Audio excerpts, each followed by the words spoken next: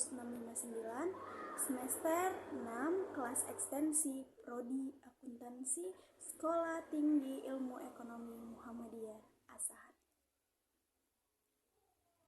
Pada kesempatan kali ini, perkenankan saya untuk kembali menjabarkan materi dari buku yang sama, tapi tentang bab 2 nih, Akuntansi Pemerintahan karya Bapak Syahrijal Hidayat SEMAK, dengan judul bab materi Pencatatan Keuangan Negara. Video ini saya buat guna memenuhi tugas mata kuliah Akuntansi Pemerintahan yang diampu oleh Bapak Syahrijal Hidayat SEMAK. Kita beralih ke slide selanjutnya. A. Latar belakang. Akuntansi pemerintahan belum banyak terjadi perubahan dan perkembangan. Produk akuntansi pemerintah Indonesia yang pertama kali rilis pada tahun 1948. Bentuk akuntabilitas keuangan negara ini menggunakan bahasa Belanda dan mata uang Belanda. Perubahan pada akuntansi pemerintah baru terjadi pada tahun 2003 yang diatur dalam Undang-Undang Nomor 17 Tahun 2003.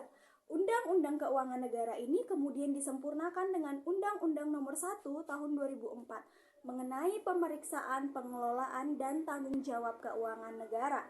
Dari ketiga undang-undang tersebut, tuntutan akuntansi pemerintahan menjadi aspek perhatian masyarakat. Keuangan negara tentu saja harus menyajikan aset yang dimiliki oleh pemerintah dan juga neraca yang tersaji dengan lengkap.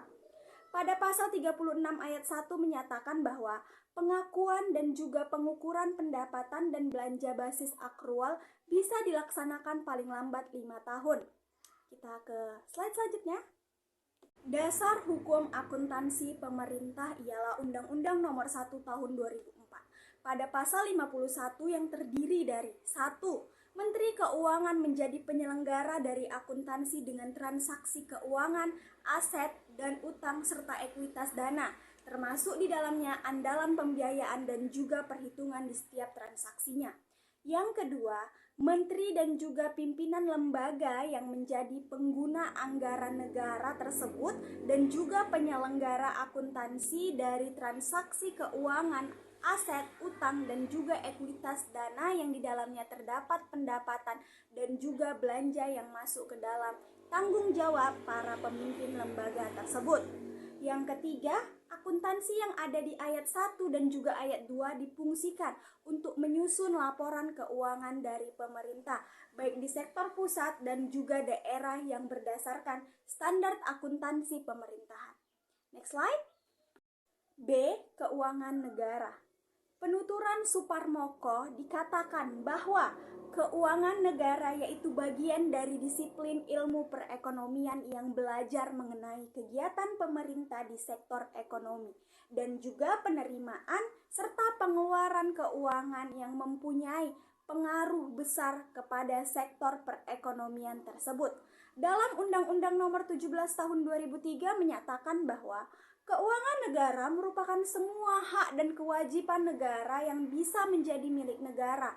Sehubungan dengan pelaksanaan hak dan kewajiban tersebut, kita ke next slide ya. Ada 4 pendekatan yang dilakukan dalam upaya merumuskan keuangan negara yang terdiri dari beberapa sisi sebagai berikut. Yang pertama, objek. Sisi objek disebut bahwasannya keuangan negara ini meliputi semua hak dan kewajiban milik negara yang dinilai dengan uang, kebijakan, kegiatan yang termasuk di dalam bidang moneter dan fiskal, hingga kekayaan negara yang dikelola dan dipisahkan. Yang kedua, subjek. Sisi subjek sendiri memiliki maksud bahwa keuangan negara yang terdiri dari semua objek yang dikuasai oleh negara, baik di pemerintahan pusat dan daerah, memiliki kaitan yang erat dengan keuangan negara. Yang ketiga, proses. Semua kegiatan memiliki kaitan erat dengan pengelolaan objek keuangan negara yang berasal dari perumusan kebijakan, pengambilan keputusan, dan pertanggungjawaban pemerintah. Yang keempat, berdasarkan tujuan, mempunyai arti bahwa semua kegiatan dan juga kebijakan yang memiliki arti hubungan hukum dan memiliki kaitan erat atas pemilikan serta penguasaan objek keuangan negara. Next slide.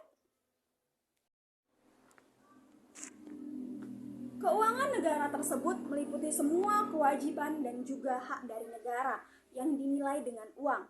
Hak negara yang bisa dinilai dengan uang yaitu pertama, hak yang bisa dipaksa guna menarik uang dan juga barang dari warga negara tanpa adanya balasan jasa dan imbalan.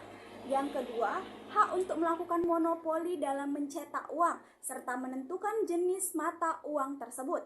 Yang ketiga, hak guna menarik pinjaman dari masyarakat yang bisa berupa paksaan seperti sunering atau pemotongan nilai dan juga devaluasi atau penurunan nilai mata uang negara. Yang keempat, hak guna menguasai semua wilayah dan juga kekayaan yang terkandung di dalamnya, meliputi wilayah darat, laut, dan udara. Next. Kewajiban negara yang bisa dinilai dengan mata uang, yaitu pertama, kewajiban menyediakan barang dan jasa yang berguna untuk kepentingan umum. Barang dan jasa ini terdiri dari keamanan dan juga pertahanan negara, pemeliharaan jaringan dan transportasi publik untuk masyarakat, jasa pendidikan, pembangunan fasilitas pendidikan dan jasa guru, dunia kesehatan untuk masyarakat, dan yang terakhir fasilitas kesejahteraan sosial dan juga perlindungan sosial untuk masyarakat. Yang kedua, kewajiban dalam membayar tagihan dari pihak yang melakukan sesuatu bagi pemerintah dan juga meningkatkan perjanjian dengan pemerintah. Kewajiban negara pada pembukaan Undang-Undang Negara tahun 1945 yang mengatakan bahwasannya adalah tujuan negara guna mensejahterakan warganya, seperti melindungi, memajukan kesejahteraan umum, melaksanakan ketertiban dunia, dan juga perdamaian. Next. C. Standar akuntansi pemerintahan berbasis akrual. Standar akuntansi pemerintahan atau SAP berbasis akrual mencatat pendapatan dan juga belanja serta pembiayaan dengan basis kas. Selain itu, pengakuan akan aset, utang, dan juga ekuitas dana yang menggunakan basis akrual menjadi standar dari akuntansi pemerintah. Basis kas akrual akan mencatat semua penggunaan basis kas pada periode pelaksanaan anggaran ini diakui ketika masuk ke dalam kas negara dan juga pencatatan belanja serta diakui ketika kas keluar dari kas negara. Basis kas guna pendapatan dan belanja dilakukan pada periode anggaran yang akan menghasilkan laporan realisasi anggaran dan juga laporan arus kas. Sementara pencatatan di akhir periode akan didapatkan neraca. Next. Basis akrual ini dilakukan secara bertahap di sektor pusat dan hal ini diatur dengan peraturan Menteri Keuangan.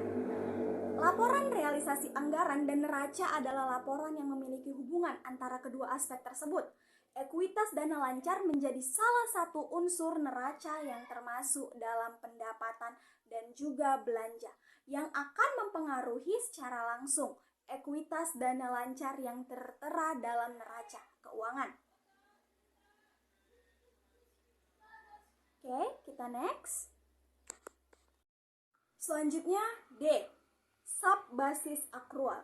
Peraturan Pemerintah Nomor 71 Tahun 2010 Pasal 1 Ayat 8 yang menyatakan SAP berbasis akrual adalah SAP yang mengakui bahwa pendapatan, beban, utang, aset, dan juga ekuitas di dalam pelaporan finansial dengan menggunakan basis akrual dan mengakui bahwa pendapatan dan belanja serta pembiayaan di pelaporan pelaksanaan anggaran dengan basis yang sudah ditetapkan oleh APBN dan APBD. Penyusunan SAP dengan basis akrual ini dilakukan oleh KSAP melalui proses penyusunan yang disebut due process atau baku penyusun. Next slide. Pengakuan mengenai item yang ada di sektor neraca dalam penerapan berbasis akrual ini tersusun secara rinci sebagai berikut. 1. Persediaan. Ketika potensi manfaat ekonomi di masa depan yang didapatkan oleh pemerintah akan diakui jika memiliki nilai dan biaya yang bisa diukur dengan andal. Yang kedua, investasi menjadi sebuah pengeluaran aset dan kas yang diakui jika pertama, memiliki manfaat ekonomi dan sosial serta mempunyai potensi masa depan yang cukup cerah dari sebuah investasi yang didapatkan oleh pemerintah. Yang kedua, nilai perolehan dari investasi ini bisa diukur dengan reliable. Kita next. Ketiga, aktiva harus diakui sebagai aset tetap dan berwujud dengan kriteria sebagai berikut. Pertama, memiliki manfaat lebih dari 1 tahun. Kedua, tidak akan dijual dalam operasi entitas. Ketiga, biaya mendapatkan aset bisa diukur. Keempat, didapatkan dengan tujuan untuk dimanfaatkan kembali. Yang keempat, ada konstruksi dalam pengerjaan. Bisa diakui sebagai KD jika memiliki unsur. Pertama, konstruksi sudah selesai dikerjakan. Kedua, bisa memberikan manfaat sesuai dengan tujuan konstruksi tersebut. 5. Kewajiban akan diakui jika pengeluaran dari sumber daya ekonomi tersebut. Next. Kelebihan dan kekurangan SAP basis akrual. Kelebihan dari akuntansi berbasis akrual. Pertama, beban akan diakui ketika melakukan transaksi dengan penyajian informasi yang diberikan cukup terpercaya. Yang kedua, pendapatan akan diakui ketika transaksi terjadi dengan informasi yang terpercaya meski belum ada kas yang masuk. Yang ketiga, penerima dan pembayaran akan masuk ke dalam masing-masing akun sesuai dengan transaksi tersebut. 4. Peningkatan pendapatan perusahaan terjadi disebabkan kas yang belum diterima.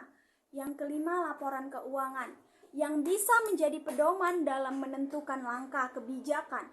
Yang kedua, laporan keuangan. Yang keenam, laporan keuangan bisa diperbandingkan dengan entitas lain. Oke, kita next. Kekurangan dari akuntansi berbasis akrual. Pertama, biaya yang belum dibayarkan akan dicatat sebagai biaya yang bisa mengurangi pendapatan di dalam kas. Yang kedua, resiko pendapatan yang tidak tertagih bisa mengurangi pendapatan pada laporan keuangan. Yang ketiga, perkiraan pelunasan kas tidak dapat diprediksi. Kita next. F. Uraian mengenai laporan SAP berbasis akrual. Pada Peraturan Pemerintah Nomor 71 Tahun 2010 terdapat berbagai macam laporan dengan fungsi yang berbeda-beda.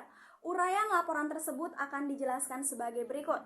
Pertama, LRA akan menampilkan ikhtisar sumber, alokasi, dan juga pemakaian dana keuangan yang dikelola pemerintah baik tingkat pusat maupun daerah. Yang kedua, laporan sisa anggaran lebih akan menyajikan kenaikan dan penurunan saldo anggaran lebih pada tahun yang akan bisa disandingkan dengan tahun sebelumnya. Yang ketiga, neraca menampilkan entitas pelaporan mengenai kewajiban, aset, dan ekuitas pada periode tertentu. Yang keempat, laporan operasional akan menampilkan ikhtisar sumber daya ekonomi yang akan menambah ekuitas di mana pemerintah pusat atau daerah akan mengelola ekuitas tersebut. Unsur dalam laporan operasional sebagai berikut. A. Pendapatan merupakan hak dari pemerintah yang disebut sebagai kekayaan bersih. Next. Beban merupakan kewajiban sebagai pengurang kekayaan bersih. C. Transfer merupakan hak penerimaan dan pengeluaran dari entitas pelaporan. D. Pos luar biasa merupakan pendapatan beban luar biasa yang terjadi disebabkan operasi luar biasa yang tidak terkendali. Yang kelima, laporan arus kas menampilkan informasi kas dan juga aktivitas operasi investasi dan juga pendanaan. Unsur dalam LAK sebagai berikut. Pertama, penerimaan kas merupakan semua aliran kas yang masuk ke dalam bendahara umum negara, daerah. Yang B. Yang kedua, pengeluaran kas merupakan semua aliran kas yang keluar ke dalam bendahara umum negara, daerah. Yang keenam, laporan perubahan ekuitas menampilkan informasi mengenai kenaikan dan penurunan ekuitas pada laporan tahunan. Yang ketujuh, catatan atas laporan keuangan akan meliputi penjelasan secara naratif dan rincian di dalam LRA, laporan perubahan SAL, laporan operasional, dan laporan perubahan ekuitas dan neraca, serta arus kas. Next. G. Penerapan SAP akrual. Dampak positif dari penerapan ini adalah memberikan dukungan kinerja yang bersinergi dengan manajemen keuangan sehingga pembiayaan dan juga alokasi sumber daya ekonomi menjadi lebih baik. Keuangan yang sudah dicatat dengan basis akrual akan akan memberikan kemudahan kepada pemerintah yang bisa membandingkan antara sumber daya ekonomi, kinerja keuangan, hingga arus kas yang tercatat di entitas pemerintah tersebut.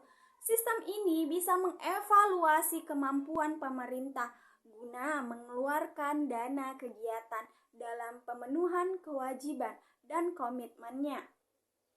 Next. Sekian penjabaran atau pemaparan terkait materi dari bab 2. Apabila banyak kesalahan kata maupun bahasa yang kurang baik dan bijak, saya mohon maaf.